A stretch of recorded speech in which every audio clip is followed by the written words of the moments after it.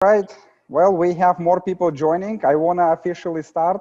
Um, Chef Duane, thank you so much for joining us. I mean, it's a pleasure. It's a privilege, definitely.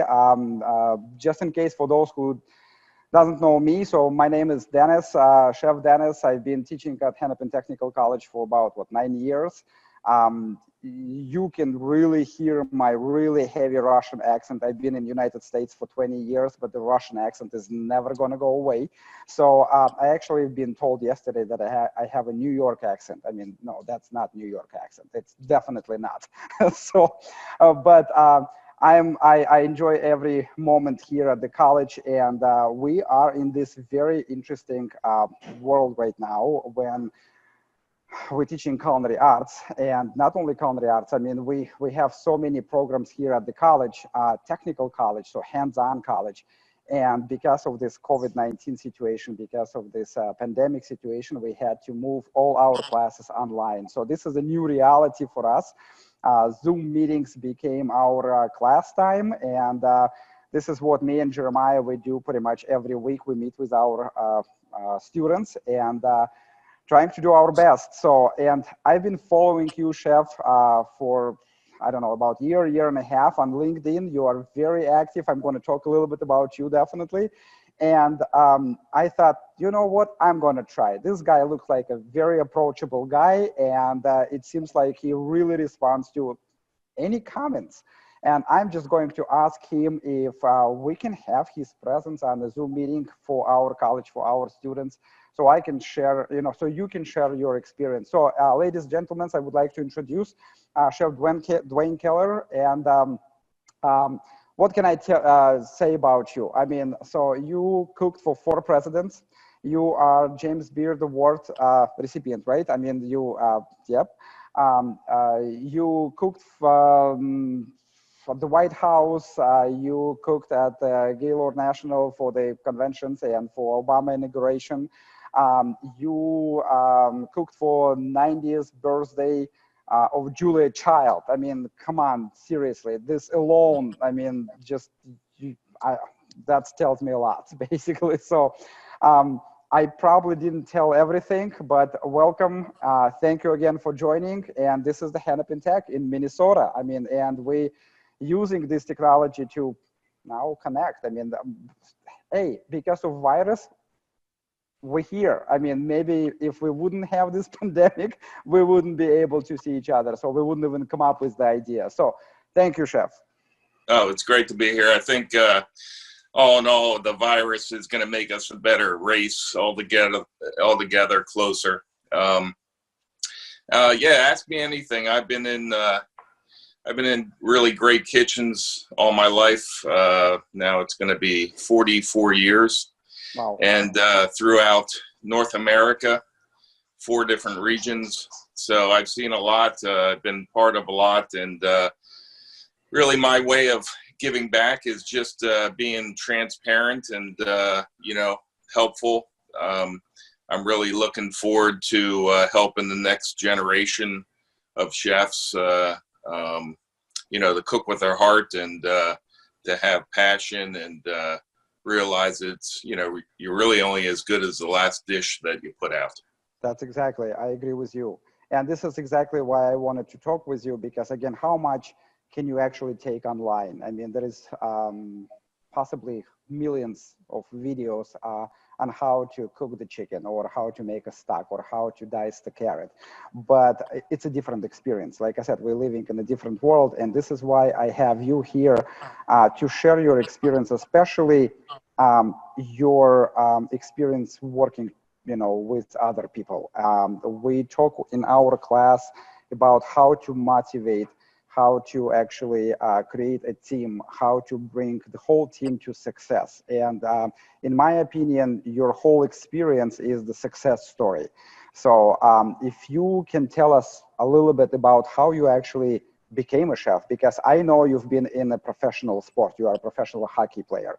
So how did that actually happen, being a professional hockey player and then passion for food? Well, the story is great. I mean, my dad played for the Rangers when I was very young and was one of the first players, was the first player to have a contract in the AHL. Played for the Hershey Bears for 14 years. Taught me how to drive at a very early age. I used to sit on his lap and steer. And then when I was about 10, he would let me just drive. My mom, very active in the community. She was a model and, great hostess, did a lot of entertaining at the house. She had MS. So her MS, affected her driving and her, just affected her overall. And since I already knew how to drive, I would just take the car and go to, hockey practice or even go to school. So I'd been driving for, I don't know, a year or two, and I didn't stop completely at a stop sign. And the police officer pulled me over and said, "Excuse me, sir, can I see your driver's license and registration?" I looked around the car and I said, "Who are you talking to?" Me. I just kind of laughed. And he said, "Follow me down." He said, "What's your name?" And I said, "Duane Keller." And of course he knew, my dad, because he was the captain of the hockey team. And he said, "Follow me down to the police station." And I went down there and I got a ticket. And my dad said, "You got to pay your ticket, so, you can be a caddy." And I didn't like to get up so early in the morning. And he dropped me off at an orchard one day. I picked green beans and something else, strawberries, for half a day. Oh. The whistle blew and I went up and I handed my tickets up and I said, "How much have I earned?" And the guy said $3, and I walked the whole way home. It was like 10 miles. But we had neighbors, really good people, the Pellegrinis, and they had a restaurant called Alfred's Victorian. It was a big Victorian mansion. It's still there. It's still haunted. Great big restaurant, alcoves, and very, very narrow stairways. And I started there when I was 13 doing pots, and then I did well. So I moved to dishes, and then I did well. And I just loved it. I loved the action. I loved the people. I loved, you got something to eat. The owner would come by and give you a $5 or a $10 bill on a busy night. Oh. And I was on the line probably when I was 15, with the chef, just finishing plates. He'd tell me what to do and I would do it. And that's how I learned. But I loved it. It was in my blood right away. And I think the thing that's kept me so, motivated and never burnt out about anything was that I look at what we do as an art and a science. Yes. The science end of it is just as important as the art, and so is the business end. I mean, I've been involved in a lot of really big startups, and here's my dog I just rescued this week, Heidi. Beautiful. Yeah. She's going to knock the phone over, I bet. Well, she's anyways, happy. A lot of big startups, and I always attribute my personal success to, doing anything well. I was taught as a young boy, if you're going to do something, you do it well. So, whatever I do, I try to do well. And I've done a lot of different things. I have a really, really diverse background, which is another great thing, because then you don't get stuck in being a specialist of something, a general. I've heard about this, yes, from so many good chefs saying, actually being lucky, work at so many different places, and actually, exactly doing everything, trying to do everything well, and learning from your mistakes. Because a lot of times you work at the Italian restaurant and you're stuck with the same pasta, same salads. I mean, so you need to be open for opportunities. It seems like you have a great story because, you have those work ethics, with, I'm assuming your family was well set, but, your dad actually made you pay your ticket. Your dad actually didn't just pay the ticket for you. He actually made you go and work, make those $3 and pay for it, which is important. I'm in the same boat with you. I started doing dishes 20 years ago when I came to United States and didn't speak English. And I'm usually saying, I'm the luckiest guy because I came from hungry Russia, and come on, what was not to like? I mean, I was doing dishes. I see the clear, product of my job because the dishes are coming dirty and then they go in clean. So everybody is happy. Dishwasher is #1 position because if the dishwasher didn't show up, the whole kitchen is going south. So, and then basically you learn because it's up to you. So this is amazing. So thank you. Now you are an executive chef. So tell me, how did you change yourself? Because I understand you work for so many different chefs, and all those chefs probably had different styles, authoritarian styles, maybe, do it yourself or layback styles. How did you find your own way? I watched some of your interviews, and I believe you mentioned in one of them that something happened in 90s when you actually changed your mind, changed the way you approach people, changed your tactics towards how you guide and motivate your employees. Can you tell us a little bit about it? Yeah, I definitely learned in the early 90s that there's no stainless that separates the kitchen and the front of the house. Yeah. And I had talked a lot about this, a lot. Yes. And no matter how much you talk about it or you live it, to inspire the front of the house has always been very easy for me. And don't ever just take that for granted, because I had an experience where it wasn't easy because I didn't have anybody buy in, even though the clientele was extremely happy. And it was a strange experience, but maybe I'll talk about it one day. Sure. What we do as a chef is we're leaders, an executive chef, chef de cuisine, whatever you want to call us.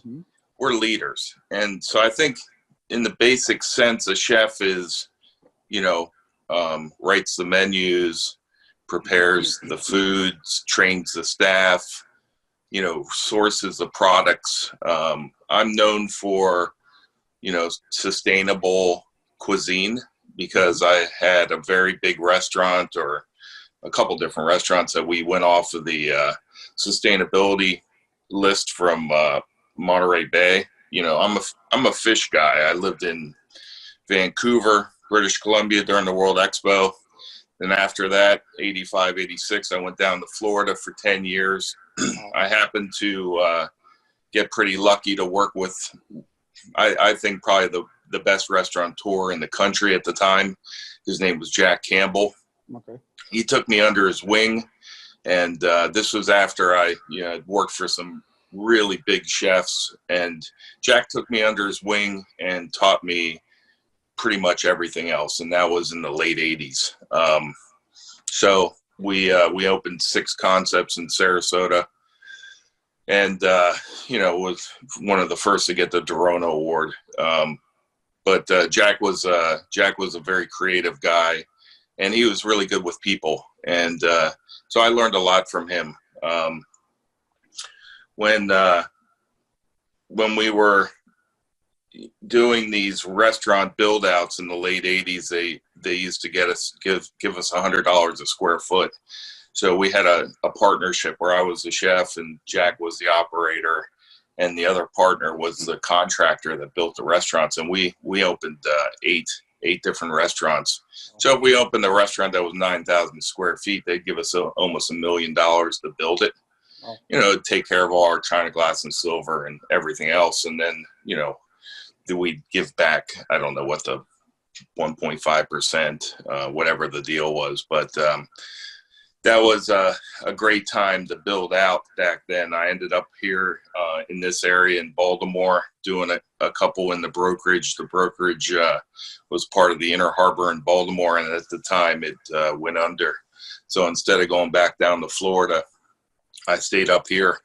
And that's where I started this sustainable local cuisine. And it started at the Ashby Inn, Okay. which, is one of the top inns in the country. And we had a clientele that was, everybody's phenomenal, but these very, very famous people that would eat there. And I ran a daily menu, just served what I could get my arms around. Very, very seasonal. Had a great big garden.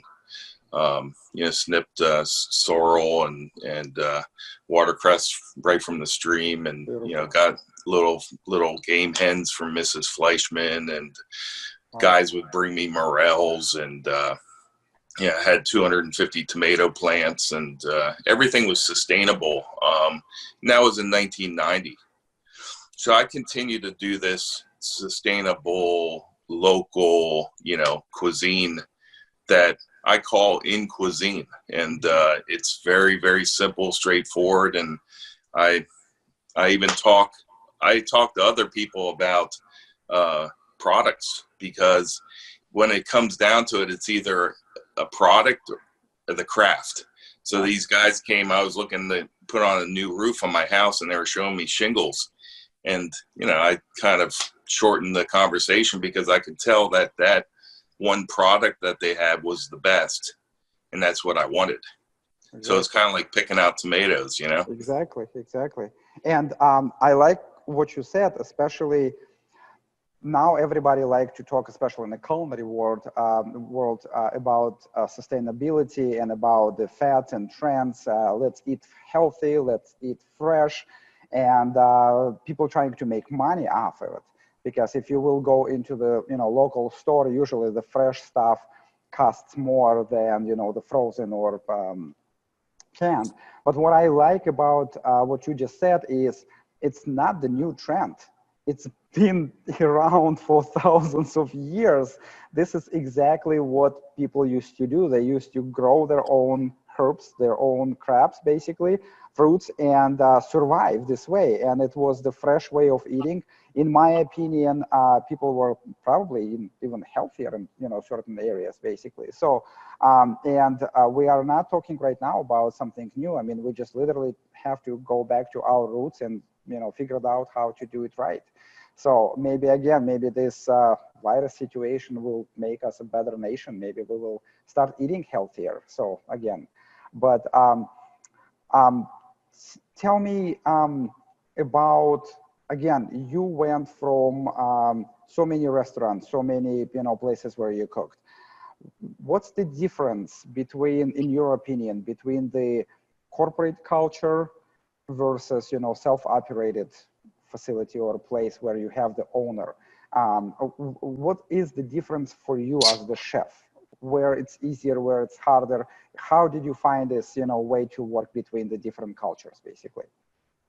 Well, it's all about the culture. The difference is like night and day.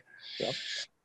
So I've done both, or I've done more than both of those, everything in between.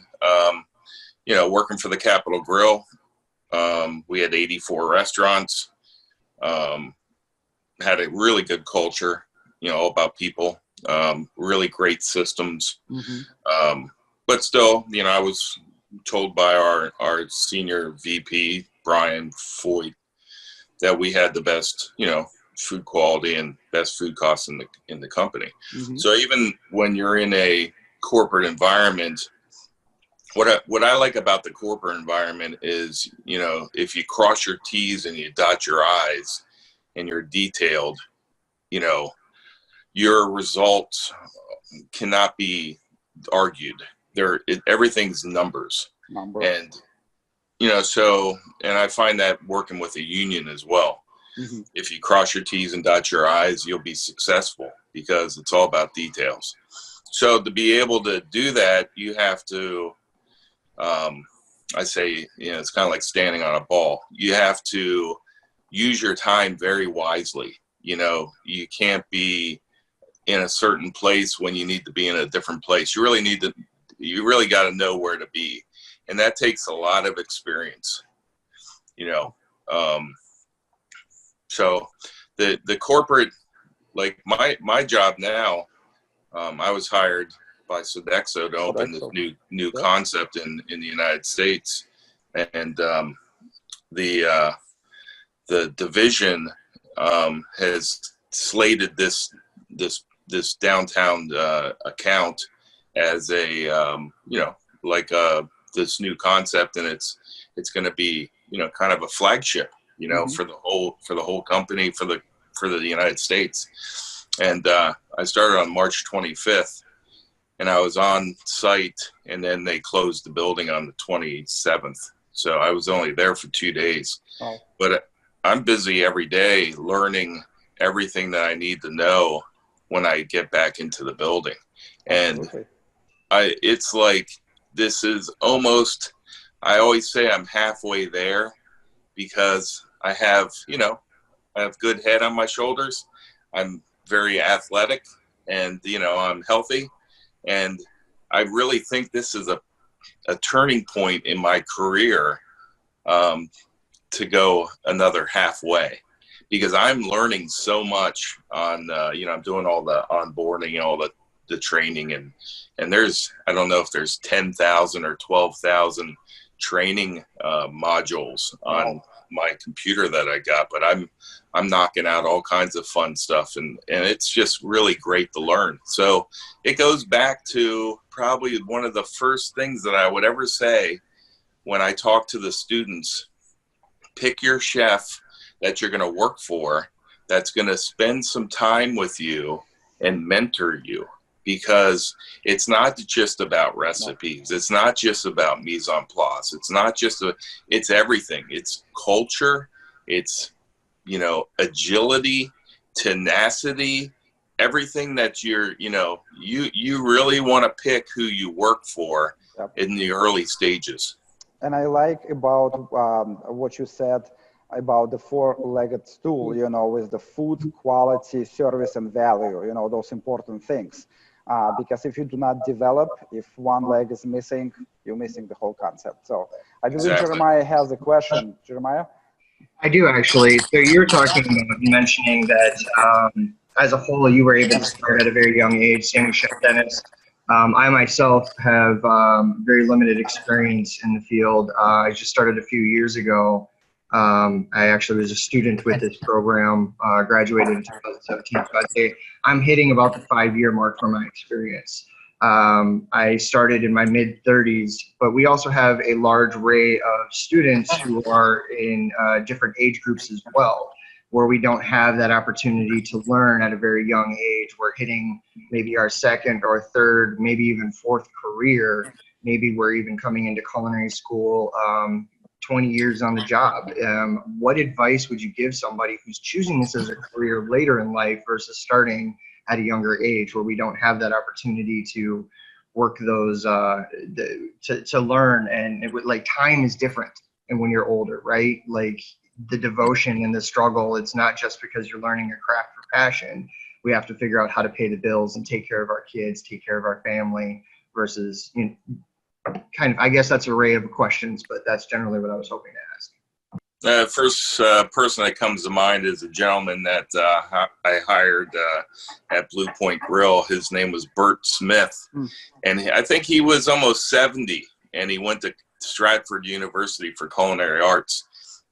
This guy, I'll tell you what, had the best attitude. I think he's probably out of the military, but he was almost 70 years old when I hired him as a cook.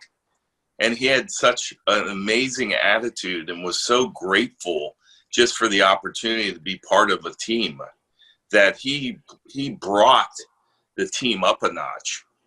Like, his skill set was good, but, he wasn't like, he didn't grab a knife when he was, 15 years old and start. He was starting later in life, but his attitude made a difference in everything, in the way he got along with the rest of the crew, the respect that he brought to everybody, the respect that he brought to what he was doing. And, I'll never forget this guy. I've worked with a lot of gentlemen that were older.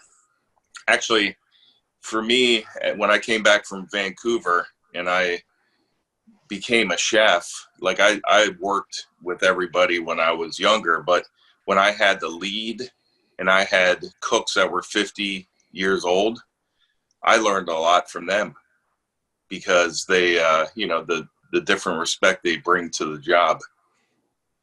And it goes back to the culture, right, at the place. And you are Yeah. the manager, you are the chef who are actually responsible for growing this culture.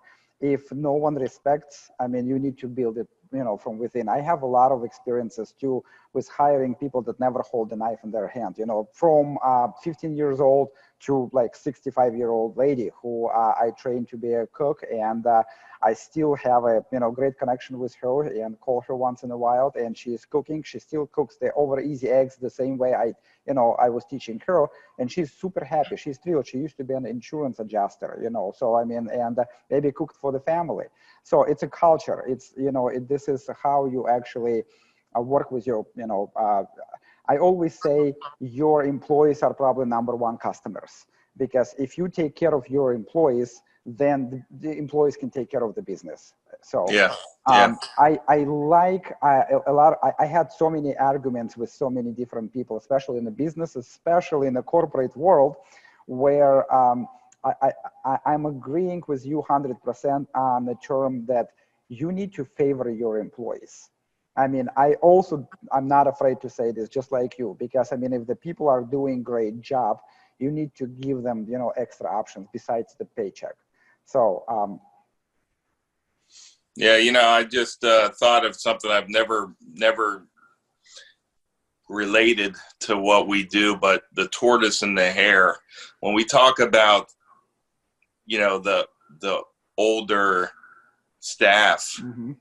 from experience, they learn a lot of different things. And then you have a younger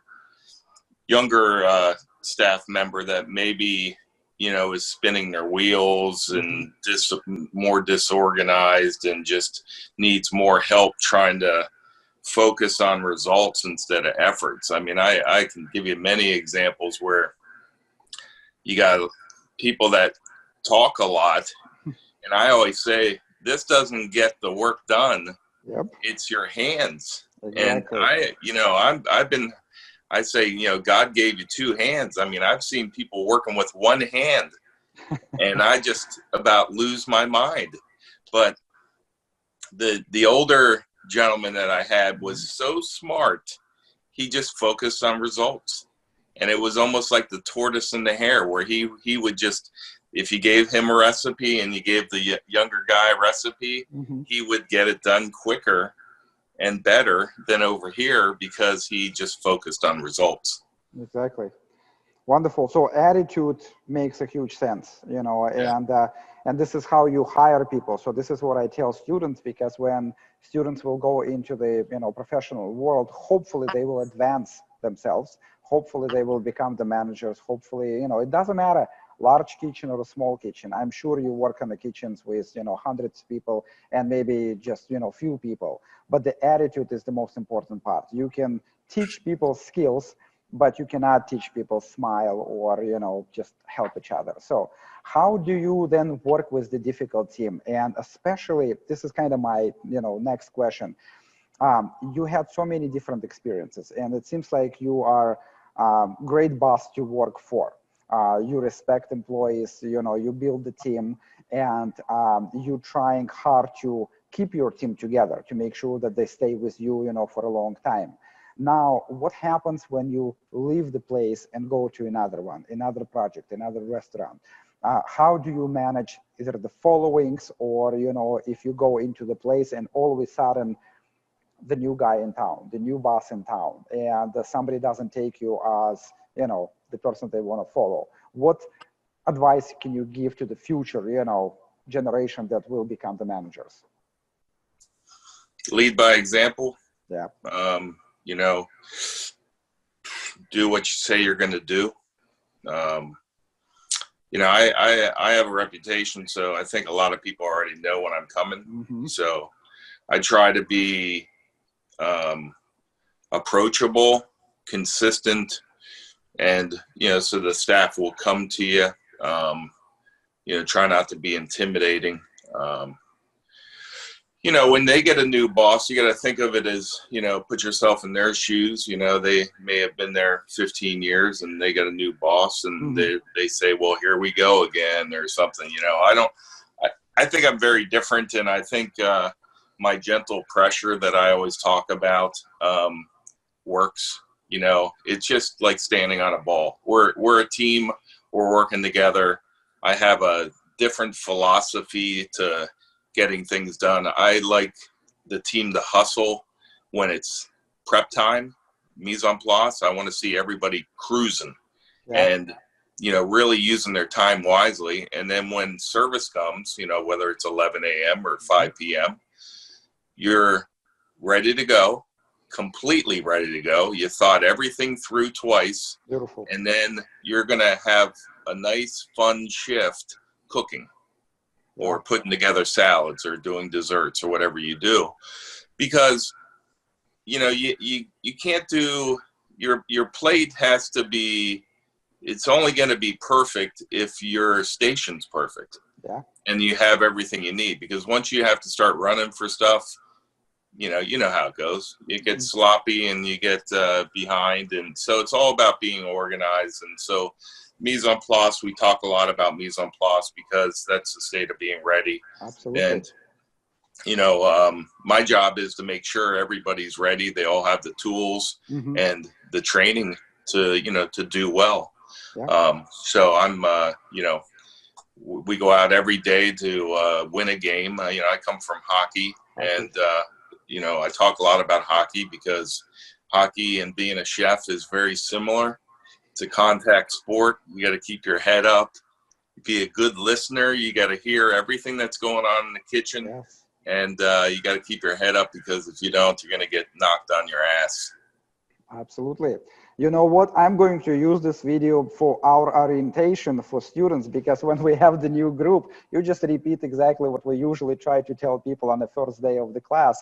When the students come to us to the third semester, part of their curriculum, part of their project is actually a 5-course meal. So this is the third semester. It's a restaurant, and basically the students are the managers. So this is sometimes for some of the students, this is the first time they will experience manage someone else, so they learn how to cut, chop, julienne, follow the recipes, on the first semester. They learn about how to create the recipes, maybe cast them out, do the math, plan the menu during the second semester. And third semester is the practice, is the restaurant. And their project, the 5-course, this is exactly what they need to do. They need to listen, they need to hear, they need to have all the mise en place ready to go. They need to make sure that the rest of the team, doesn't matter, you might have 20 students, you might have 5 students, follow their directions. So give me more analogy with the sport. I mean, I loved what you said about, when you score the goal, what happens next, right? Do you go back to the bench or not? No, you stay on the ice because you're rewarded. Exactly. You should be rewarded, and there's there's nothing wrong with raising your stick up when you score a goal. That's a good thing. The rest of the team gets excited. Everybody, it's one team. Yes. Whether you're out front or in the back, and that's what I'm used to, and that's what pretty much has always been around me. Mm-hmm. It's a team. So more analogies. I mean, I've got so many, we can talk for days. Sure. But what I would like to say to the students is this pause in, our industry, mm-hmm. You look at it 2 different ways. You can either take advantage of it and, find other things to work on with yourself personally, or, read and learn. I don't know, there's not a whole lot on television that I think is that valuable. But I've got 700 cookbooks. I mean, I'm pulling them back out, looking at stuff. The pause that we're going through right now is either going to benefit you or not. Yes. And, I'm kind of a veteran in what I do. It's not easy because I talk about evolution, evolution from when you start a new job, how you build a team and develop the products and your menu and develop everything, every little detail of your operation.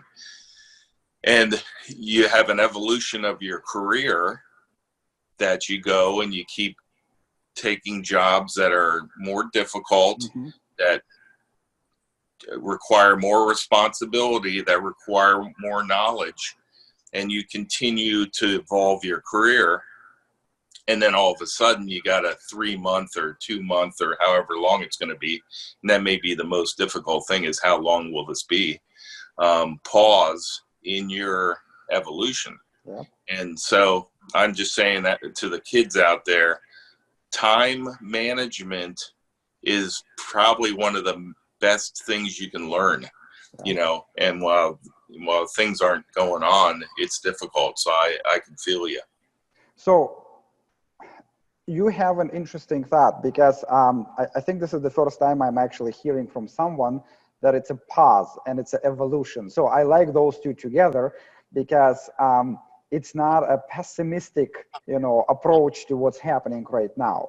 So that means we are evolving. Okay, so the world is not going to be the same.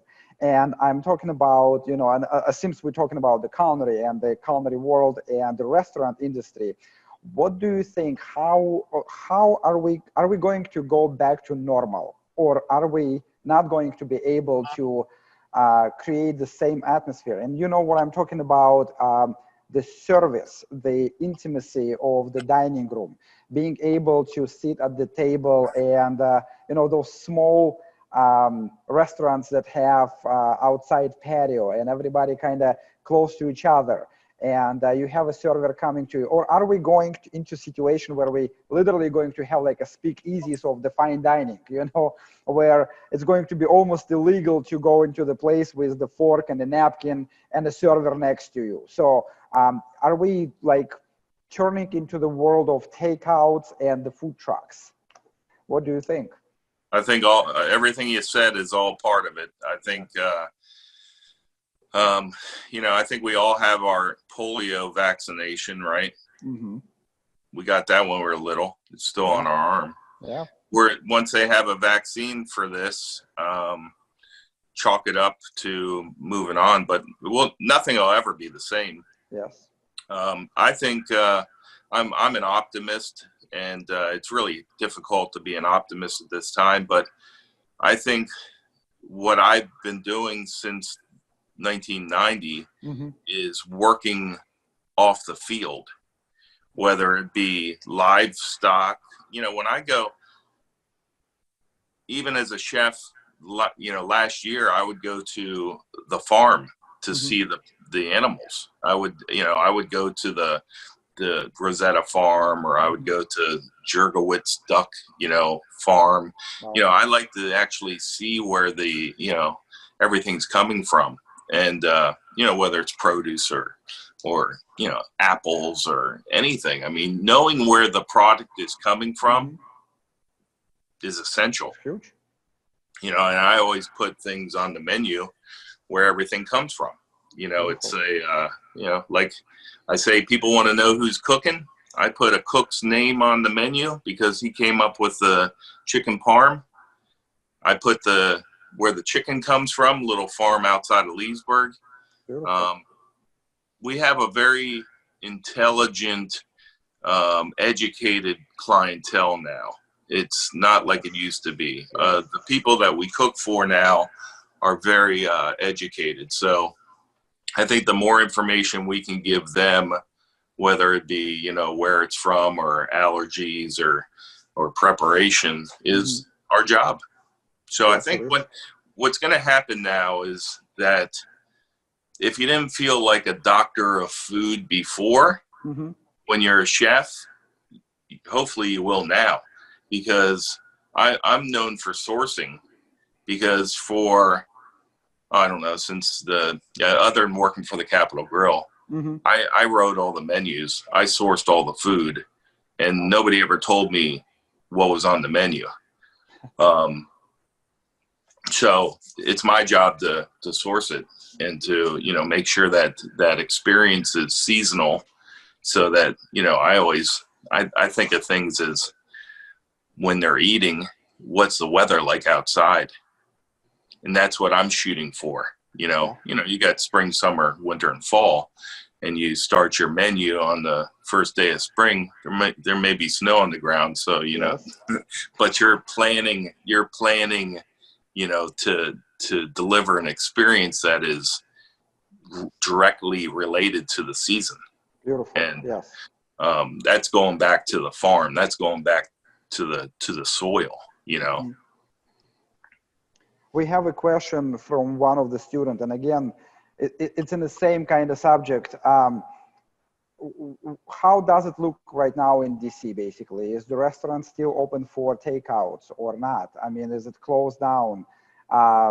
You way closer to New York area, especially, than we are, basically, and everybody is suffering. So how's restaurants doing right now? I mean, in your area, what about, what's your plan for, maybe the next 2-3 months, basically?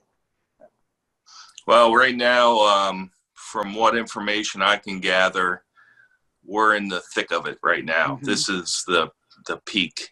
And Saturday night, I couldn't sit in the house anymore. I go out every day and I'm out and about, but I drove downtown and just to go and check on all the monuments and make sure the city was still there. I didn't see another car on the road. All I saw were police officers. And then I realized, I have a letter to get to and from work that I could use if I was, pulled over. But I was like, oops, maybe I shouldn't be doing this because, we have a stay at home, whatever they call it. They're asking us to stay at home. Restaurants, from what I can see, I mean, Chick-fil-A's open. They've always done great drive-through business. All the little shops are closed. You can only do so much takeout. I think what's basically going to happen is 30 or maybe 40% of the weak restaurants or concepts will go away. They just can't, these people are living month to month or week to week, and now they're done. So if you're good at what you do, of course, you'll survive.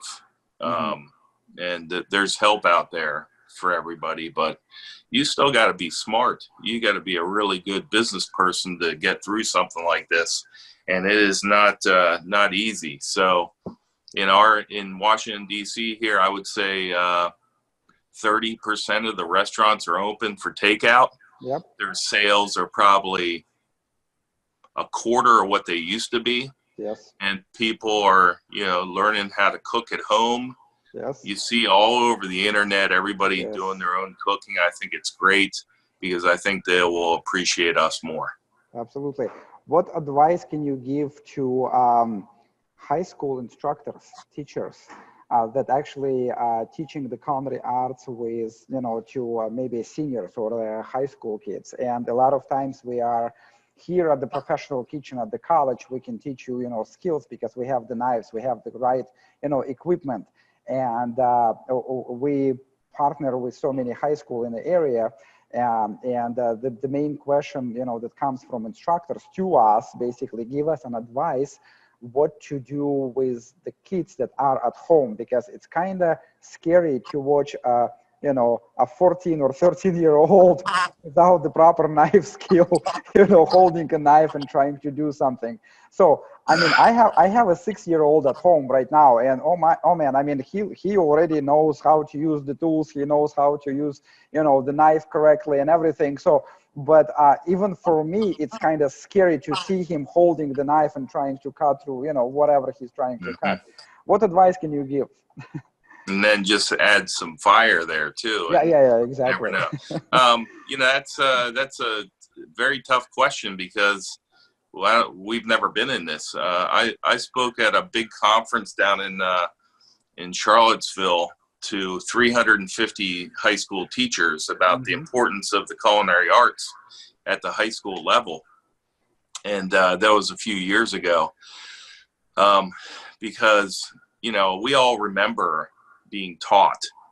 Everybody remembers who teaches you what, and the good, mostly the good stuff. That's what I find.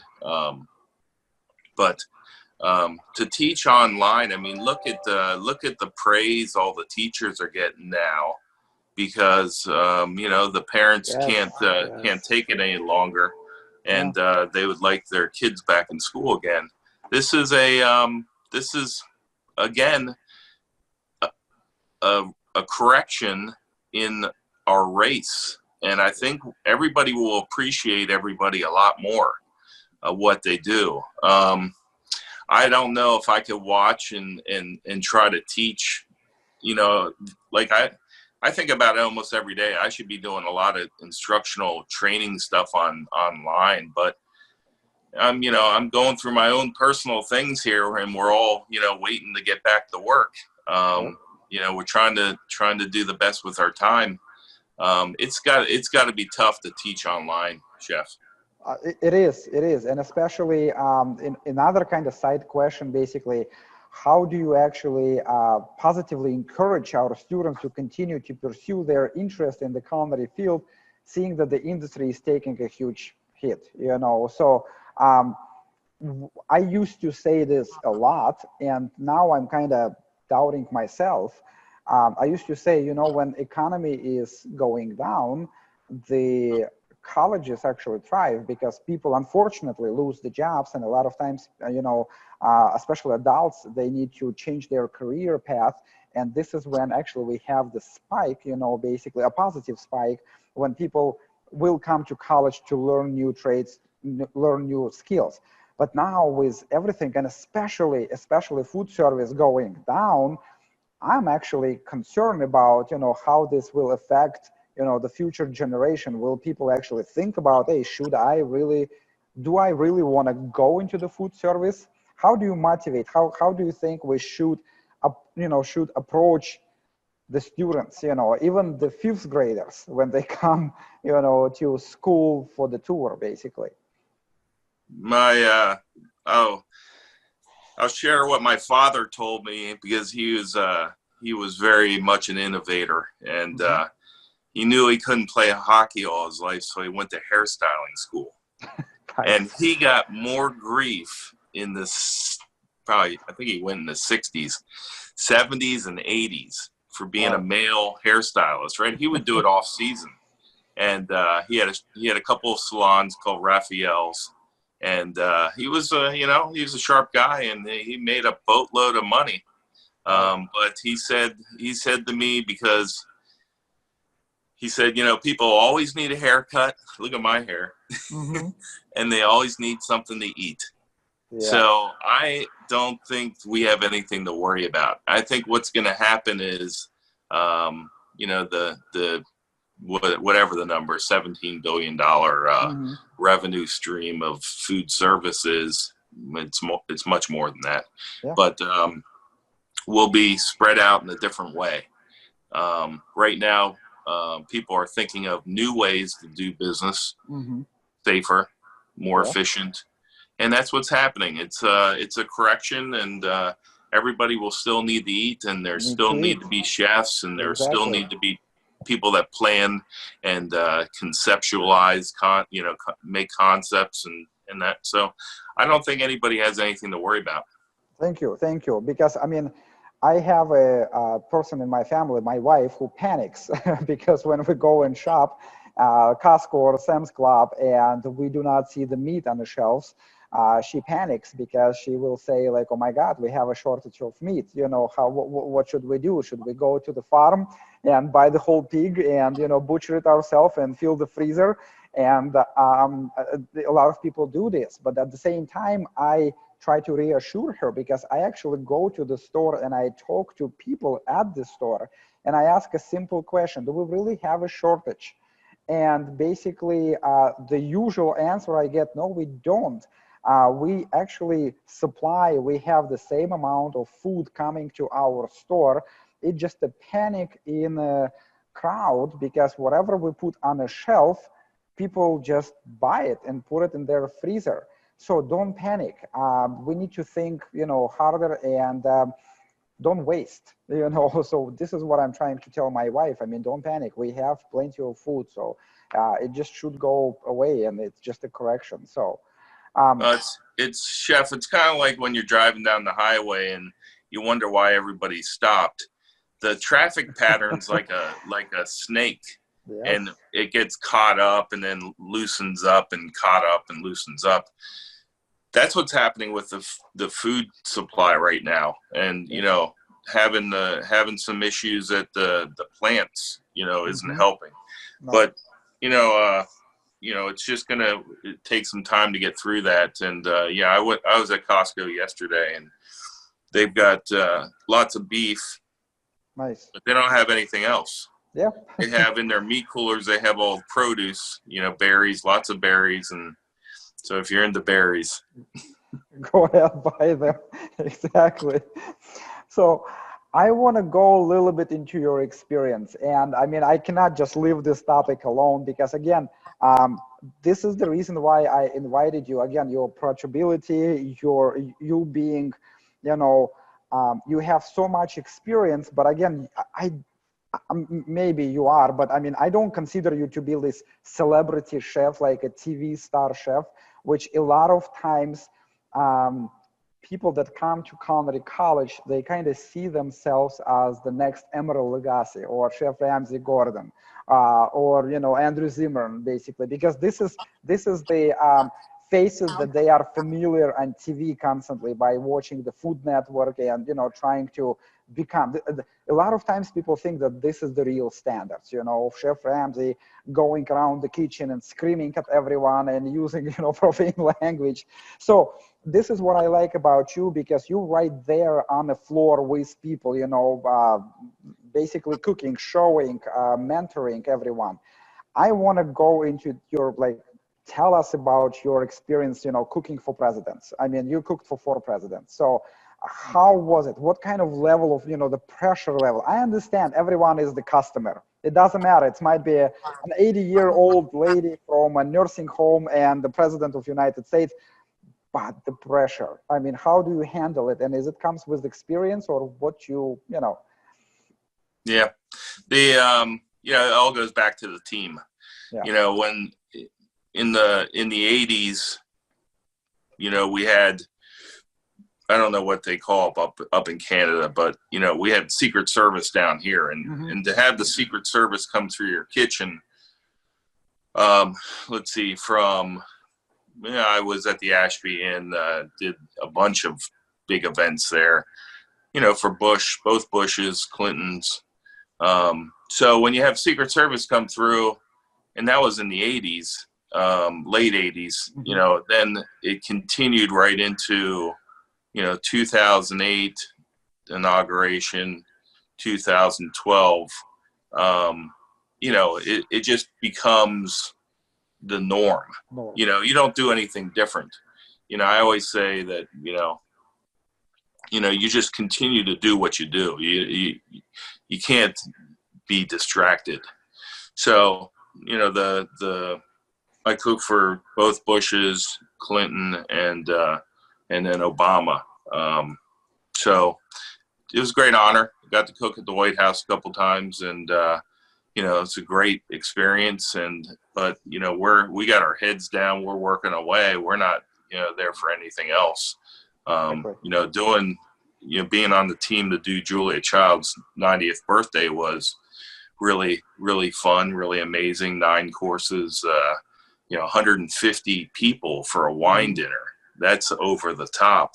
Wow. And then to have the PBS camera crew there, that's a big distraction. It is. But, we learned that, you can't take your eye off the ball. It's great to shake hands and, kiss babies, but, that's only for the big one. Whoever the big, Riss Lacoste was the chef at 1789 when we did Julia Child's 90th birthday. And I'm sure she did a little of that, but she probably is more focused on what we were doing that night. Wow, beautiful. tell us, if you can, of course, any situation that went, the other way, and maybe examples, and how do you handle stress? How do you try to come up? I mean, you cannot just walk away from the kitchen, right? I mean, you have to deal with, difficult situations.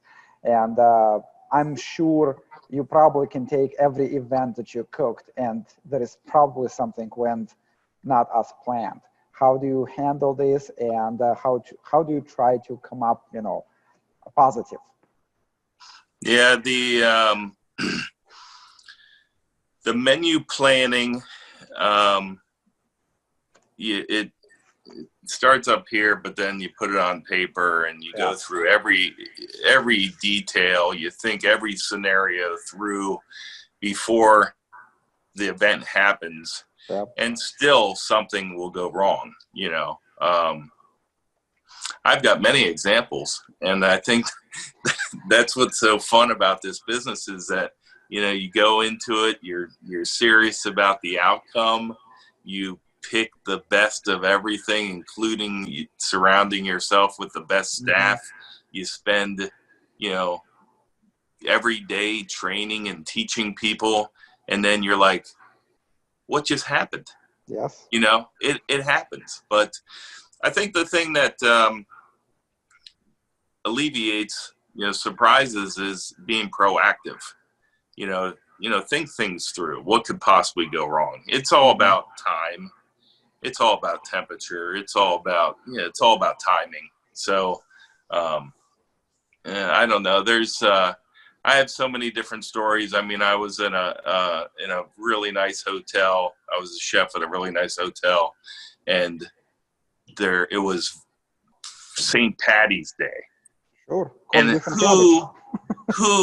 I mean, I had a St. Patty's Day menu, but whoever thought that you would do, nobody knew.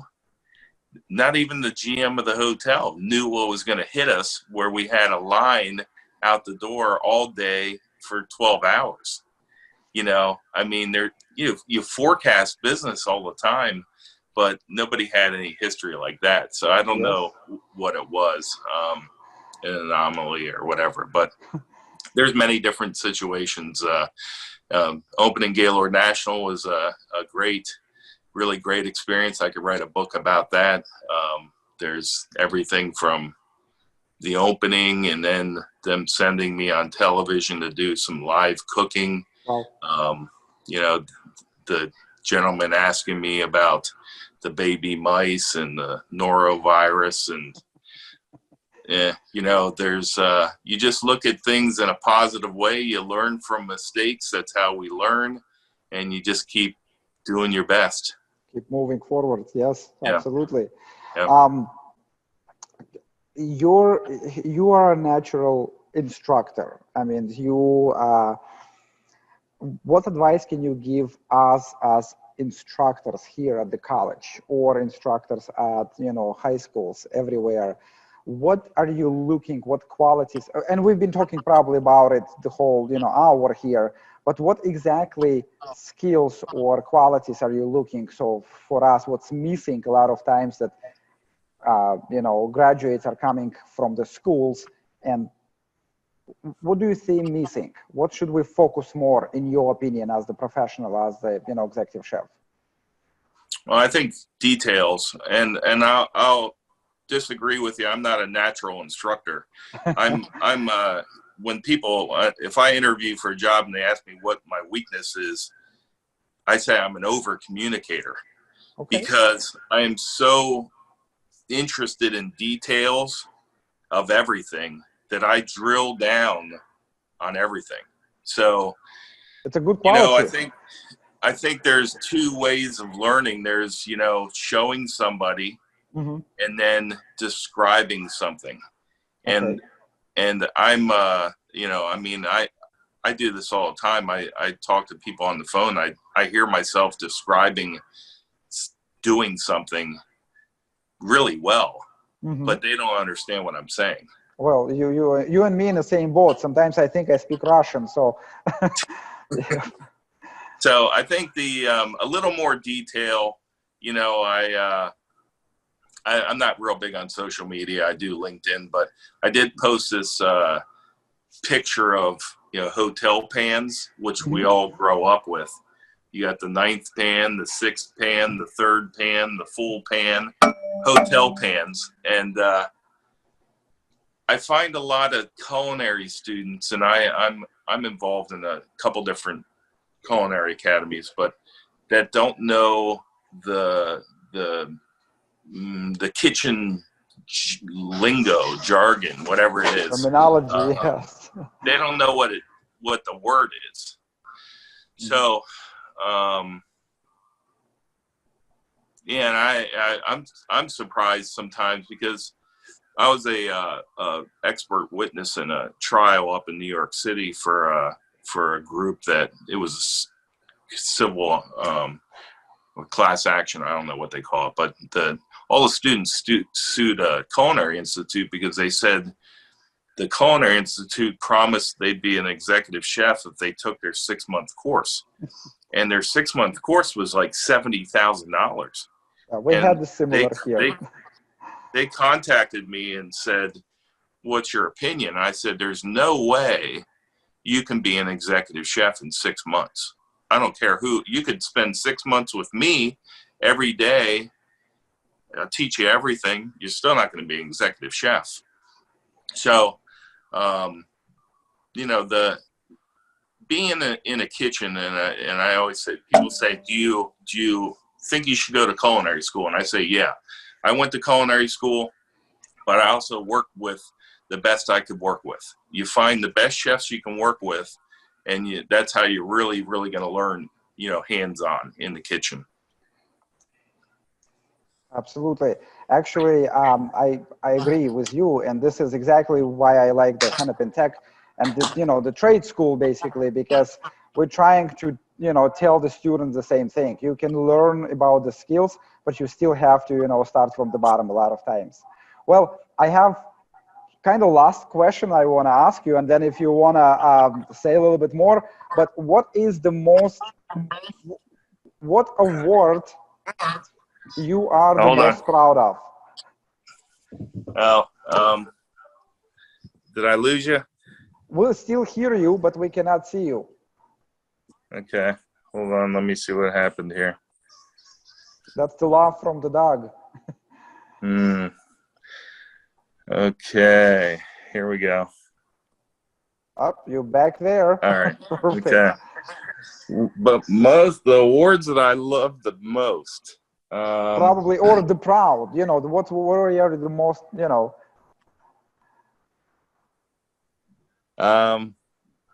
That's Julia Child's 90th birthday. Wow. You see? Yes. That was a good one. James Beard. Beautiful. This is Gourmet Magazine when it was still around. Gourmet Magazine is no longer with us, but that's one of the later publications here.